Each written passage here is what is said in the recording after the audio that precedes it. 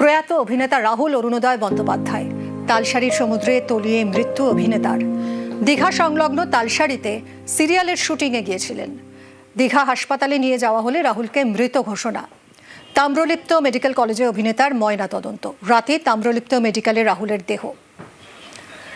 সরাসরি কথা বলবো সুজিতের সঙ্গে। সুজিত, ময়না তদন্ত কি সম্পন্ন? তখন ময়না তদন্ত চলছে, 9:30 নাগাদ ময়না তদন্ত শুরু হয় এবং প্রায় শেষের পথে এমনটাই জানা যাচ্ছে। এবং ময়না তদন্ত শেষে মিমি মৃতদেহ যে নিয়ে যাওয়া হবে কলকাতা, তার জন্য তার বন্ধু আত্মীয় বান্ধব সকলেই কিন্তু এসে হাজির হয়েছেন মর্গের সামনে। যে সববাহী গাড়িতে তাকে নিয়ে যাওয়া হবে বা তার মৃতদেহ নিয়ে যাওয়া হবে তা ফুলে ফুলে সাজিয়ে তোলা হয়েছে। অন্যদিকে গুণমুগ্ধ, অর্থাৎ অভিনেতা হিসেবে রাহুলের যে প্রচুর ফ্যান রয়েছে তারা কিন্তু জড়ো হয়েছেন।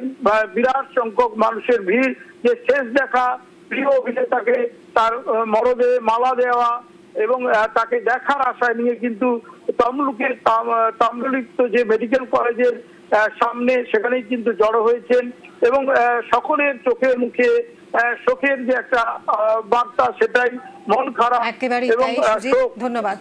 শুটিং এর সময় ভেসে যান রাহুল। শুটিং এ থাকা অন্যরা উদ্ধারের চেষ্টা করেন। সহ অভিনেতা শ্বেতা মিশ্রকে সঙ্গে সঙ্গে উদ্ধার করা যায়। রাহুল ঢেউয়ের ধাক্কায় খানিকটা দূরে চলে যান।